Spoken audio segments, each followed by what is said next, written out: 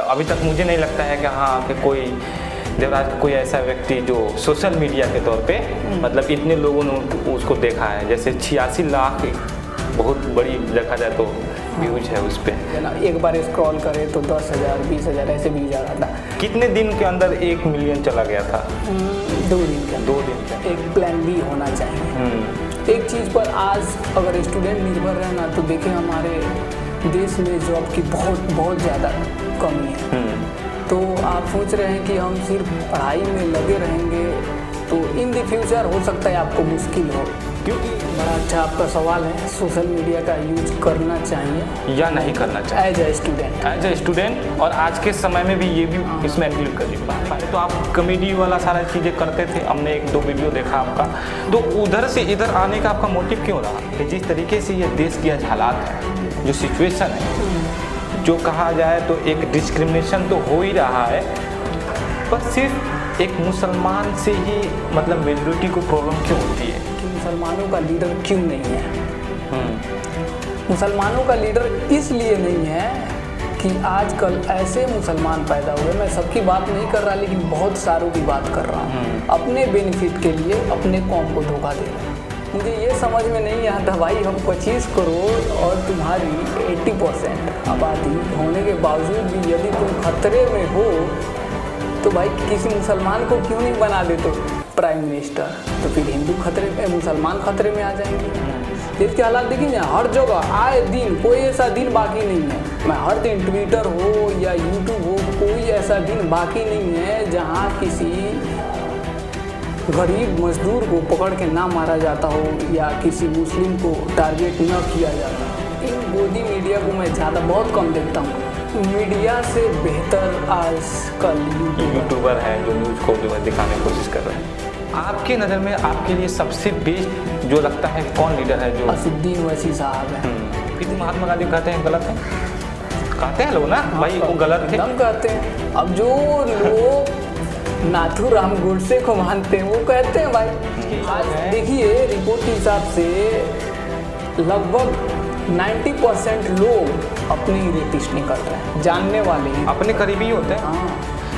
मैं हूं आपका समीम अहमद उस्मानी और आज जो है हमारे साथी हैं अखलाकुर रहमान साहब। आई थिंक मुझे लग रहा है कि आपका भी पहला पॉडकास्ट होगा है। हाँ, तो ये पहला पॉडकास्ट तो है। सबसे पहले मेरा सवाल ये है कि आपको कैसे महसूस हो रहा है आज के आपका फर्स्ट पॉडकास्ट में? देखिए ये सबको फर्स्ट बारी में इंटरव्यू में लगता है जैसा, हाँ। थोड़ा सा इरिटेशन फील होता है, लगता है कि हम अच्छा परफॉर्मेंस नहीं कर पाएंगे, वैसे फील हो रहा था। लेकिन अभी आपके साथ बैठने के बाद वो बात खत्म हो जाता है, मतलब धीरे धीरे कॉन्फिडेंस आने लगता है। हाँ। सबसे पहले मेरा एक सवाल आपसे ये होगा कि आप एज ए सोशल इन्फ्लुएंसर के तौर पे अभी काम कर रहे हैं शुरुआती दौर पे, तो अचानक एक वीडियो आपका मैंने देखा कि वायरल हुआ और वो रमज़ान के ऊपर था, ऐसे वॉलीबॉल वगैरह खेल रहे थे आप लोग, तो 86 लाख के करीब में उस पर व्यूज गया। तो आपको कैसे रियलाइज हुआ फर्स्ट टाइम पे जब आप वायरल हुए? तो देखिए मुझे पता नहीं था कि मेरा वीडियो वायरल हुआ है। सुबह जब मैं आज लगभग 12 बजे पोस्ट किया, उसके अगले दिन जब मैं गया अपने दूसरे वाले घर पे, हाँ। तो वहाँ पे मेरे एक दोस्त बोला कि तेरा वीडियो पे ज़्यादा व्यूज आ रहा है। अच्छा। तो मैं देखा तो उस वक्त शायद 40K था, 40K के आसपास। उसके बाद हम लोग को जाना था बेतिया ईद की शॉपिंग करने के लिए, क्योंकि ईद भी नज़दीक आ रही थी। अच्छा। ऑटो भाड़ा किए और लगभग 9 आदमी थे, चले गए बेतिया। अब वहाँ जाने के बाद दोस्त थे वसीम वगैरह, और जसीम भी पहले से मेरा दोस्त है। अच्छा। वो पहले से चला गया था। जब मैं उसको बुलाया कि आओ इधर शॉपिंग करने के लिए चलते हैं, तो वो आकर मुझसे बताया भाई यार तेरे वीडियो पे तो अप्रॉक्स 200K 2 लाख के करीब व्यू चला गया था उस समय पे। हाँ, होता है ना फर्स्ट टाइम पे कोई भी चीज़ जब लाइफ में आता है ना, अचीव होता है ना, तो लगता है कि यार कि हाँ वो जो अंदर से जो खुशी होती है रियलाइज होता है। उस वक्त मुझे लगा कि हाँ चलो यार मेरे मेहनत रंग ला रही है। लेकिन जब वहाँ से शॉपिंग करके हम घर पे आए तो अराउंड 600K हो चुका था, 6 लाख के करीब। और एक बार स्क्रॉल करे तो 10,000 20,000 ऐसे व्यूज आ रहा था। कितने दिन के अंदर 1 मिलियन चला गया था? 2 दिन के अंदर। 2 दिन के अंदर। हाँ। अच्छा, तो यहाँ पे सबसे इंटरेस्टिंग बात यह है कि हमको लगता है कि देवराज के पहला ऐसा इंसान जो इतने मतलब कह सकते हैं कि वायरल हुआ है। अभी तक मुझे नहीं लगता है कि हाँ कि कोई देवराज का कोई ऐसा व्यक्ति जो सोशल मीडिया के तौर पे मतलब इतने लोगों ने उसको देखा है। जैसे 86 लाख बहुत बड़ी देखा जाए तो व्यूज है उस पर। उससे पहले तो कैसा अब महसूस होता है? उस वक्त तो बहुत ज़्यादा खुशी हुई थी, और उसके बाद जब मैं वीडियो बनाया तो हर वीडियो पे 10K 20K 50K, हाँ उसके बाद से तो आएंगे ना तब एक बार 200K ज़्यादा था। लेकिन कहीं पे देखा जाए तो एक मेहनत और किस्मत दोनों का साथ है। देख कहा जाता है ना कि भाग्य के बिना कर्तव्य नहीं और कर्तव्य के बिना भाग्य नहीं। तो कहीं ना कहीं हमें अपने भाग्य पे भरोसा करना चाहिए, लेकिन मेहनत करने के बाद। अच्छे, तो ये तो आप उसके एज ए कह सकते हो कि सोशल मीडिया पर आप यूज कर रहे हो, एज ए स्टूडेंट भी हैं, बीटेक भी कर रहे हैं। तो क्या मतलब प्लानिंग है इन फ्यूचर कि हाँ अगर बीटेक कंप्लीट के बाद जॉब करना है, या फिर इसी सोशल मीडिया के ऊपर जो हम काम कर रहे हैं इसको लेकर के कंटिन्यू रखेंगे?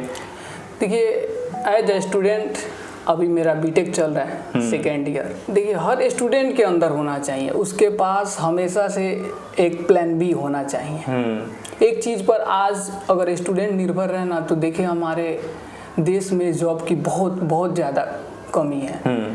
तो आप सोच रहे हैं कि हम सिर्फ पढ़ाई में लगे रहेंगे तो इन द फ्यूचर हो सकता है आपको मुश्किल हो, क्योंकि जिस तरीके से देश के अंदर जो जॉब की क्राइसिस हो रही है, खास करके डिप्लोमा बीटेक करने के बाद, तो सेकेंड प्लान लेकर के चलना बहुत ज़रूरी भी है, क्योंकि सब कोई एक ही डायरेक्शन में भाग रहा है ना, सबको एक ही डायरेक्शन में गोल क्रिएट किया है। तो उसके लेकर के देखा जाए तो वहाँ पे एक बहुत बड़ा एक भीड़ है, क्राउड है, और उसमें भी हम जा रहे हैं तो कहीं एक सेकेंडरी ऑप्शन लेकर चले तो ज़्यादा बेहतर है। यानी कि अभी आपका टोटली ये कह सकते हैं आपकी बातों से कि कहीं ना कहीं सेकेंडरी ऑप्शन आप सोशल मीडिया को लेकर चलना चाहते हैं। और ये मैं खुद के लिए नहीं, हर किसी के लिए कहना चाहूँगा। अच्छा, सबके लिए आपके पास एक सेकेंड ऑप्शन होना चाहिए। कि एक में अगर मुझे फेल्यूर मिले तो दूसरा ऑप्शन में। चलिए दूसरा सवाल की तरफ चलते हैं, मूव करते हैं। दूसरा सवाल मेरा ये है आपसे कि बीइंग अ स्टूडेंट, क्या आज के दौर में देखा जाए टोटली टेक्नोलॉजी का दौर है, सोशल मीडिया का यूज करना चाहिए या नहीं करना चाहिए, कैसा है? देखिए बड़ा अच्छा आपका सवाल है। सोशल मीडिया का यूज करना चाहिए या नहीं करना चाहिए एज ए स्टूडेंट, और आज के समय में भी ये भी इसमें इंक्लूड कर दिए। पहले के जमाना क्या था? पहले टेक्नोलॉजी की दौर नहीं थी, सोशल मीडिया की दौर नहीं था, 15-20 साल पहले। हाँ, अभी के दौर के हिसाब से करना चाहिए या नहीं करना चाहिए? तो देखिए as a student social media का यूज़, यदि आप कंटेंट क्रिएटर नहीं है तो आपको तो करना चाहिए, लेकिन इस हिसाब से आजकल देखिए हमारा अधिक स्टूडेंट रील स्क्रॉल करने में लगभग 4 से 5 घंटे प्रतिदिन वेस्ट कर रहे हैं। तो यदि आपको कंटेंट क्रिएटर नहीं है तो आपको ऐसे लोगों को फॉलो करना चाहिए जो पढ़ाई से रिलेटेड हो, जो आपके एजुकेशन से रिलेटेड हो उसको फॉलो कीजिए, जो आपको मोटिव करता हो आपके फील्ड में उसको फॉलो कीजिए, उसको देखिए, और एक टाइम सेट कीजिए अपने सोशल मीडिया यूज करने का। एक टाइम सेट कीजिए कि प्रतिदिन मैं इतना अपना सोशल मीडिया यूज करूँगा। वो टाइम अगर एडवांस हो रहा है तो आप उसको छोड़िए, क्योंकि रील स्क्रॉल करते करते हमें पता ही नहीं चलता कि कब हम 2 घंटे 2.5 घंटे उसमें व्यतीत कर दिए। तो एज ए स्टूडेंट देखना चाहिए कि हमें, अगर हम कंटेंट क्रिएटर नहीं हैं तो हमें ज़्यादा उस पर ध्यान नहीं देना चाहिए, उसी को फॉलो करना चाहिए जो हमसे रिलेटेड है, जो हमारी पढ़ाई में मदद कर रहा है। बिल्कुल राइट, आपकी बातों से मैं टोटली एग्री हूँ। एक चीज़ मैं देख रहा हूँ कि आपका जो हर किसी का एक कंटेंट होता है पार्टिकुलर का, हम इस कंटेंट के ऊपर काम करेंगे, तो आपने इसी कंटेंट को क्यों चुना? पहले तो आप कॉमेडी वाला सारा चीज़ें करते थे, हमने 1-2 वीडियो देखा आपका, तो उधर से इधर आने का आपका मोटिव क्यों रहा? ये हमारा वीडियो बनाने का मोटिव वो कॉमेडी वीडियो से बहुत पहले का है। जब इंडिया में टिकटॉक लाइक बैंड नहीं हुआ था तब से हम उस पर वीडियो बनाते, उस पर भी कॉमेडी टाइप का वीडियो, थोड़ा थ्रिलर टाइप का एक्शन वगैरह का वीडियो बनाते थे, तो उस पर भी थोड़ा बहुत व्यूज आता था। लेकिन जब शुरुआत हुई व्यूज जाने की तभी बैंड हो गया इंडिया में, टिकटॉक बैंड हो गया। तो उसके बाद जब हम 11th में गए तो वहाँ से आए घर पे, लॉकडाउन लगा, लॉकडाउन में घर पे आए, सेकेंड लॉकडाउन में तो वहाँ से हमारी शुरुआत हुई वीडियो बनेंगे, शॉर्ट क्रिएट किए, शॉर्ट वीडियो बनाए, अपलोड किया, अच्छा खासा व्यू चला गया उस पर। तो उसके बाद हम लोग वो चैनल पे कोई नाम नहीं था, तो उसके बाद हम लोग उसका नाम रखे देवराजी बॉयज़ के नाम से। तो वहाँ वीडियो हमने बनाना स्टार्ट किया, अच्छा खासा रिस्पॉन्स मिल रहा था। लेकिन फिर क्या हुआ ना, देखो कॉमेडी वीडियो बनाने के लिए हमें एक ग्रुप की आवश्यकता होती है। हाँ। विदाउट ग्रुप अकेला तो कोई बना नहीं सकता। जिस टाइप की हम वीडियो बना रहे थे, तो क्या हुआ कि लॉकडाउन हटने के बाद कोई कमाने चला गया, कोई पढ़ने चला गया, कोई किसी काम में व्यस्त हो गया।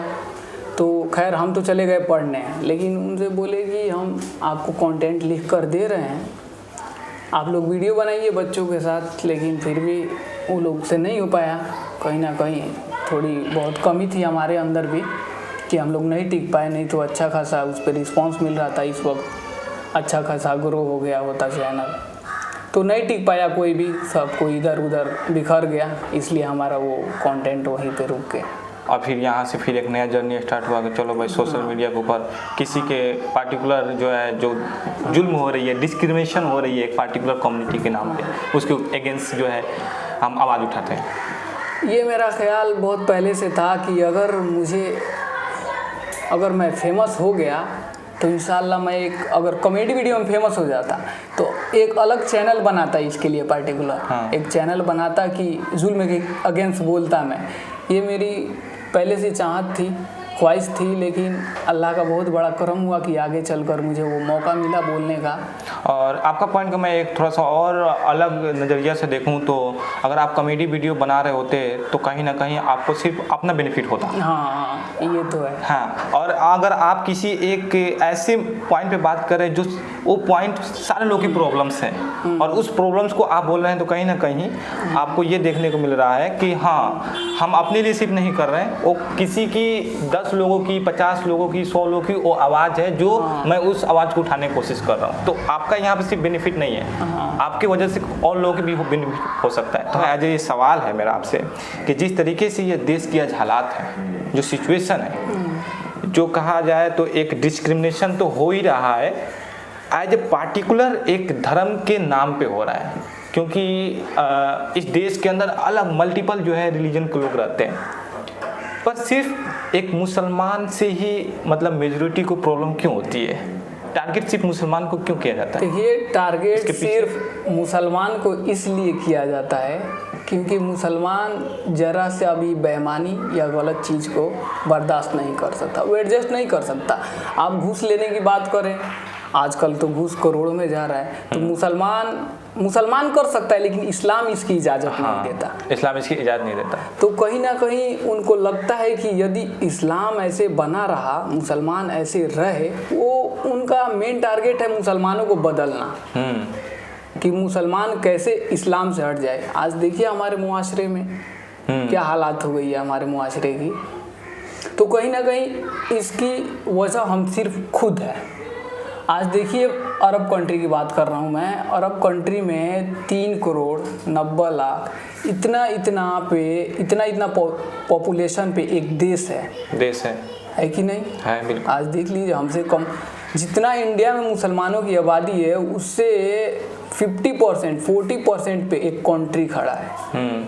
और इंडिया में इतनी पॉपुलेशन होने के मुसलमानों के बावजूद भी एक हमारा कोई परफेक्ट लीडर नहीं है। इसकी कमी किस में है? हमारे अंदर है।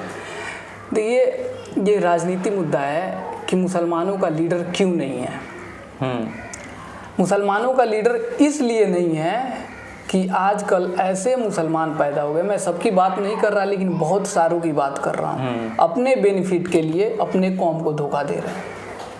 ये जो आप बोल रहे हैं ना, इसको मैं बहुत गहराई से सोच सकता हूँ और समझ भी सकता हूँ कि आज हमारी जो कौम है ना, आज जो हमारी कौम की हालात है, इसको ख़राब होना, इसको पीछे होना, इसको नीचे जाने की जिम्मेदारी कहीं ना कहीं हमारी भी है, इसकी रिस्पॉन्सिबिलिटी हमारी है। क्योंकि एक बात मैं यहाँ पे आपको बोल दूँगा, फिर आपको मौका दूँगा आगे जाने के लिए, कि अगर आज हमारी कौम देखा जाए तो आज हमारी कौम को पीछे करने में अगर देखा जाए तो हमारा ही हाथ है, क्योंकि हमारे ही लोग हमारे हाथ खींचने के जगह पे पैर खींचते हैं।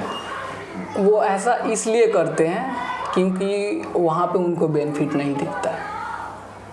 अगर आपको उस पोजीशन से हटाएंगे तो कहीं ना कहीं उनका बेनिफिट है वहाँ पे। हाँ, जो अगली पार्टी उनको दे रही है उसकी वजह से वो आपको एडजस्ट नहीं करना चाहते। मैं आप ही के ज़रिए से सुनना चाहता हूँ या जानना चाहता हूँ या मैसेज जो है भिजवाना चाहता हूँ कि ये जो नॉन मुस्लिम कम्युनिटी के जो लोग हैं उनको ये ज़रा सोचना चाहिए कि भाई आपके धर्म के अंदर कोई भी एक धार्मिक जो बड़े लेवल पे हैं, चाहे आपके भगवान मानते हैं कुछ भी, मुसलमान उनको टारगेट नहीं करता है।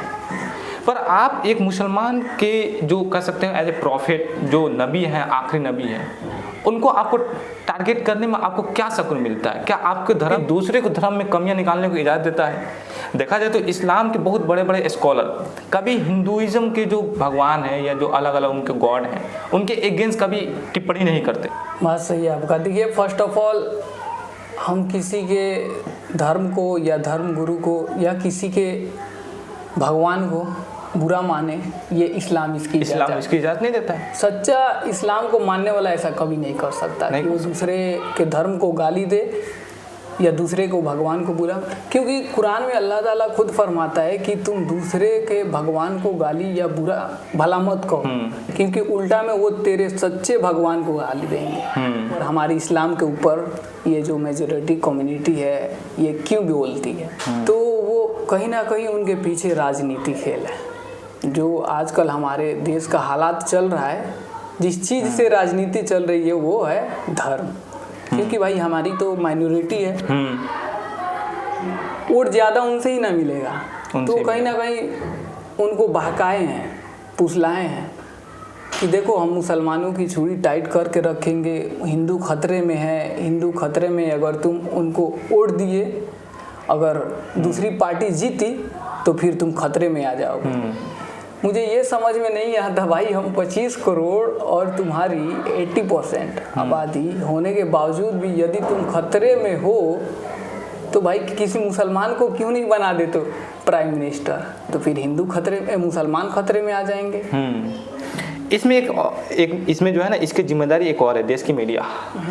जिस देश की मीडिया की बात कर रहे हैं, देखिए बता रहा हूँ, 2014 में 180 देशों में देश की मीडिया की हमारे 140 रैंक थी, 140 रैंक थी, और 2023 में 161 161 रैंक थी देश की मीडिया की, और इस वक्त 2024 के रिपोर्ट के मुताबिक 159 रैंक हो गई है।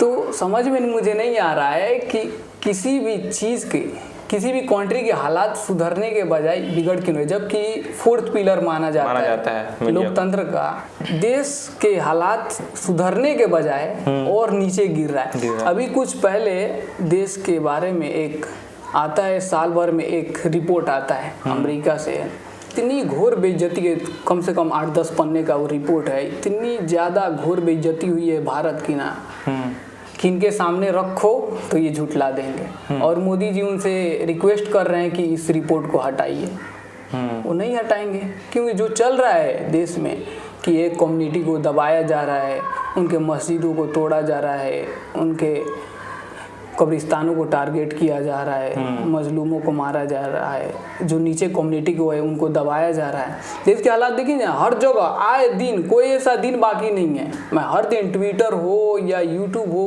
कोई ऐसा दिन बाकी नहीं है जहां किसी गरीब मजदूर को पकड़ के ना मारा जाता हो, या किसी मुस्लिम को टारगेट न किया जाता हो, या किसी मुस्लिम पे, इस्लाम पे टिप्पणी न किया जाता हो।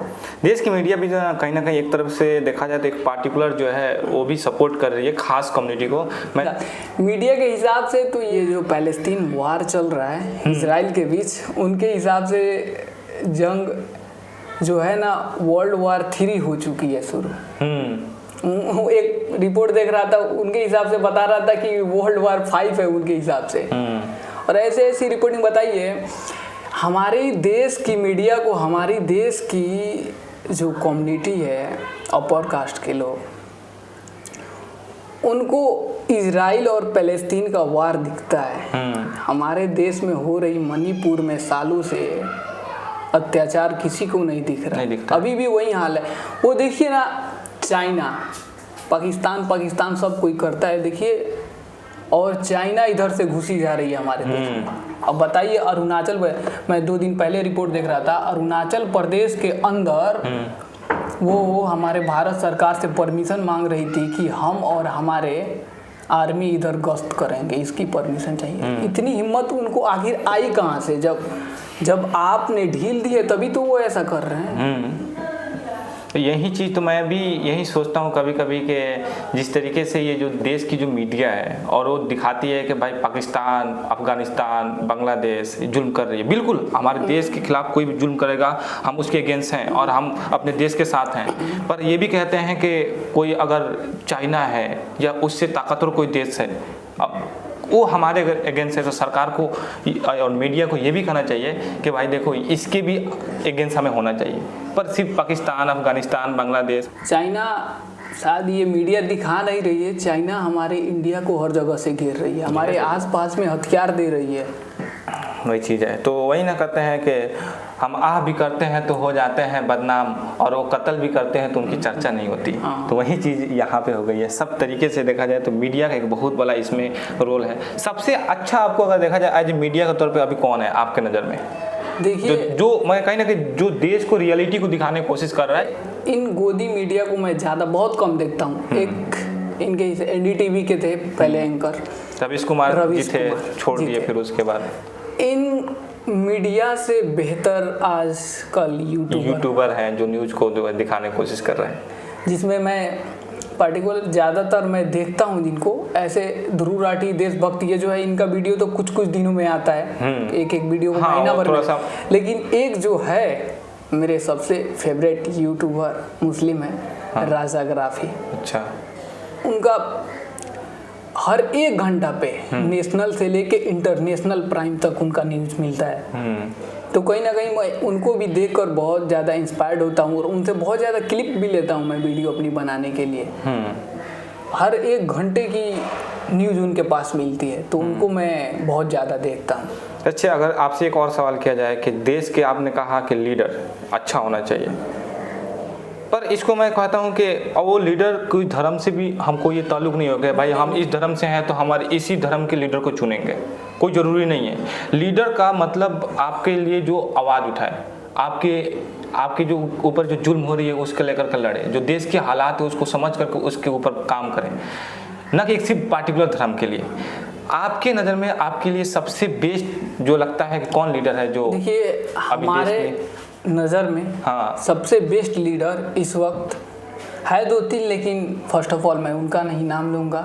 असुद्दीन ओवैसी साहब हैं। देखिए, वो किसी पार्टिकुलर धर्म के ऊपर नहीं बोलते, धर्म के लिए नहीं लड़ते, वो सबके लिए लड़ते हैं, चाहे वो दलित हो या पिछड़ा कोई समाज से हो या मुस्लिम हो या हिंदू हो, जिस पे भी जुल्म होता है वो आवाज़ उठाते हैं। लेकिन देखिए, हमारे ही धर्म के लोग उनको बी टीम बोलकर, यही सवाल मेरा था आपसे, नेक्स्ट सवाल यही था आपसे कि उनके अपोजिशन पार्टी की एजेंडा है कि इनके दिलों में हम उनके लिए नफरत पैदा कर दें, कि इनको लगे ये हमारे लिए काम कर रहे हैं। ये उनका ही बनाया हुआ चाल है कि इनके दिलों में डाल दे कि ये हमारे लिए काम करते, बी टीम है हमारे, तो इनसे ताल्लुक़ इनका ख़त्म हो जाए, ये अपना लीडर नहीं माने। देखिए, हर एक पॉलिटिशियन लीडर हो सकता है, लेकिन हर लीडर पॉलिटिशियन नहीं हो सकता है। जैसे महात्मा गांधी की मैं बात करूँ, Mahatma Gandhi was a spiritual leader, not a politician. वो पॉलिटिशियन नहीं थे,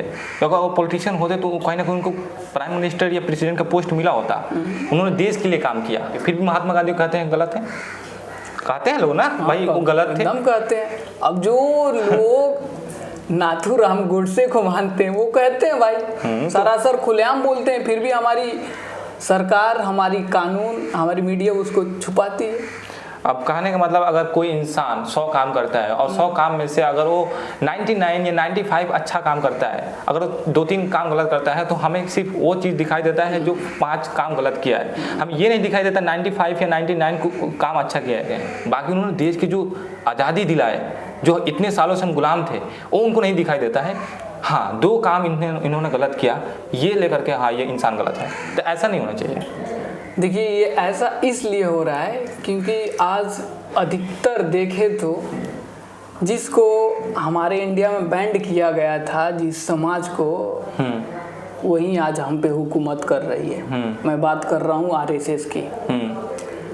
आरएसएस जब आज़ाद हुई देश, तब उसने झंडा नहीं उठाया था हमारा, तो उस पर बैंड लग गई 50 या 52 साल के लिए। उसके बाद से बैंड हटी और वही समाज, वही ग्रुप आज हम पे हुकूमत कर रहा है, तो कहीं ना कहीं गांधी जी के तो अगेंस्ट होंगे ही।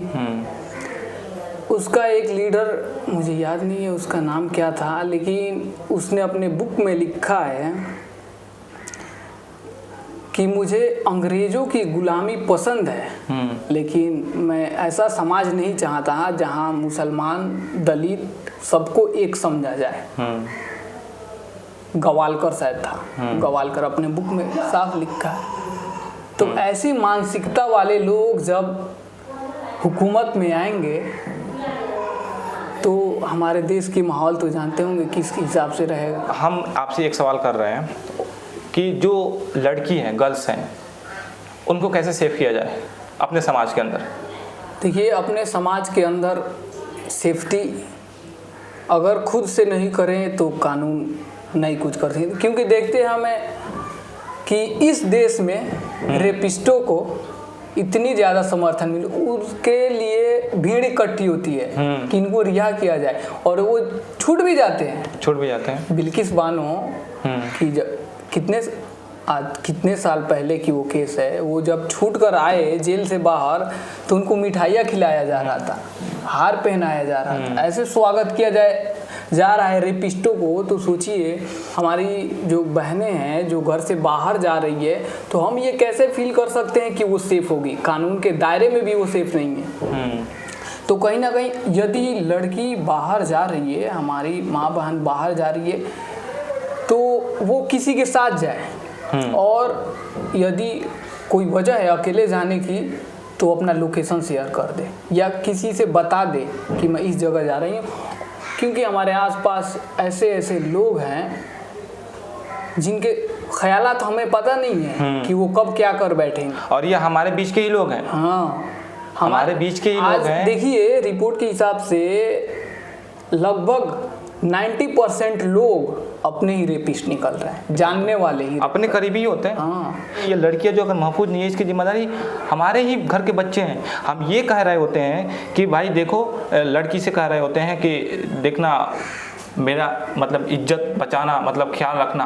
अपने पेरेंट्स हमेशा अपने बेटी को ही ये एडवाइस देते हैं कि ऐसा कोई काम मत करना जिसकी वजह से मेरा इज्जत डाउन हो जाए। पर कभी ऐसे पेरेंट्स को अभी सुने हैं अपने बेटे से कहते हुए, बेटा तुम कभी ऐसा काम मत करना जिसकी वजह से मेरा नाम बदनाम हो जाए? यानी कि अपने बेटी को सही एडवाइस दे रहा है पर बेटा को नहीं एडवाइस दे रहा है, तो बेटा गलत तो काम करेगा ना, चौक चौराहे पे बैठ करके। इस्लाम कहता है कि मुसलमानों के अंदर नफरत नहीं होनी चाहिए, लेकिन आज देखा जाए मुसलमानों के अंदर नफरत है। मैं पूरी गारंटी के साथ कह सकता हूँ, क्योंकि समाज में लोग एक दूसरे से नफरत कर रहे हैं, एकदम कर रहे हैं। जो भी आगे बढ़ना चाहता है उससे उसको नफरत है। देखिए, नफरत करने वाले की खुद की कमी होती है। हाँ, उसके अंदर सबसे बड़ी कमी होती है कि वो हर चीज में दूसरे से कंपेयर करता है, कि उसके अंदर ये कमी है तभी वो दूसरे से कंपेयर कर रहा है, अपनी कमी को पूरा नहीं कर रहा है लेकिन उससे जल रहा है। तो कहीं ना कहीं ये जलना, जो ईर्ष्या है ना, इंसान को अंदर से खुद खा जाती है, इंसान खुद को मार डालता है।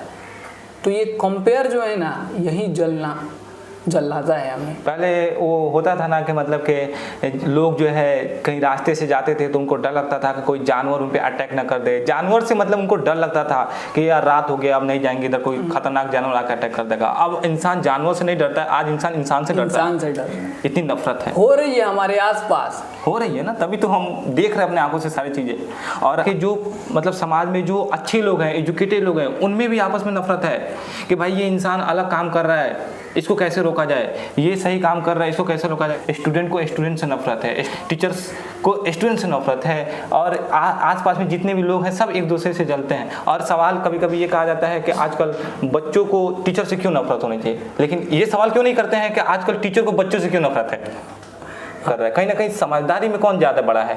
समझदारी में टीचर की उम्र ज़्यादा है, वो 40 साल 45 साल का है। अगर वो 18 साल 20 साल के बच्चों से अगर नफरत करेगा, डैट मीन्स सवाल आप पे होना चाहिए, ना कि उस बच्चे पे होना चाहिए कि क्यों नफरत करता है। समाज में जितने भी बड़े लोग हैं, इन सारे को सोचना चाहिए कि हम अगर किसी से मोहब्बत करेंगे तभी कोई हमसे मोहब्बत करेगा। मोहब्बत करने से ही मोहब्बत मिलेगी। ये बड़े लोग जो हैं, मैं सबकी बात नहीं कर रहा, लेकिन बहुत सारे ये बड़े होने की दिखावा करते हैं। हाँ, वास्तव में वो बड़े नहीं है। बड़ा तो यहाँ से हो जाता है ना, दिल से बड़ा होना चाहिए।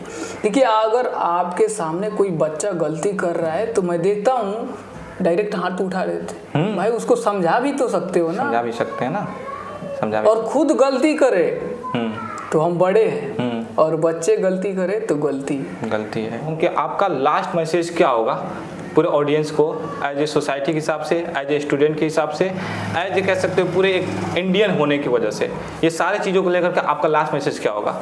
मैं हर एक व्यक्ति, हर एक स्टूडेंट, हर एक इंडियन से लास्ट में यही बोलना चाहूँगा कि ये धर्म की राजनीति से बाहर निकलिए आप लोग, और एक होकर अपने लिए, अपने आने वाले भविष्य के लिए, अपने आने वाले बच्चों के भविष्य के लिए एक होकर रहिए, और एकजुट इस बात का कसम खाइए कि हमारे समाज में छोटी सी छोटी गंदगी है, हम इसको बाहर निकालेंगे, चाहे वो राजनीति से हो या समाज के स्तर पे हो। बिल्कुल। यदि हम इस चीज़ को अपने अंदर नहीं लाएंगे तो खुद की जलाई हुई आग में हम जलकर भस्म हो जाएंगे। जो हालात हमारे सामने पैदा हो रही है, जो मीडिया कर रही है, जो पॉलिटिशियंस कर रहे हैं, और अधिकतर एक कम्युनिटी को, मुसलमानों को मैं कहूँगा कि तुम इस्लाम पकड़ लो, इस्लाम के रास्ते पकड़ लो, इस्लाम के पीछे चलो, दुनिया तुम्हारी पीछे आएगी। बिल्कुल राइट। फिर जो है आपके साथ कभी वक्त मिलेगा तो हम आपके साथ अच्छे से और सारे टॉपिक पे बात करेंगे। खैर, जब तक के लिए बहुत बहुत शुक्रिया कि आपने अपना कीमती समय दिया, आपने अपनी कीमती समय निकाल करके मुझे दिया, और आपकी बातों को जो है मैं जो है इस वीडियो के जरिए से पूरे ऑडियंस के साथ पहुँचाना चाहता था, और आपने उसके पूरे प्रयास किया, इसके लिए बहुत बहुत दिल से शुक्रिया। Thank you so much. Thank you.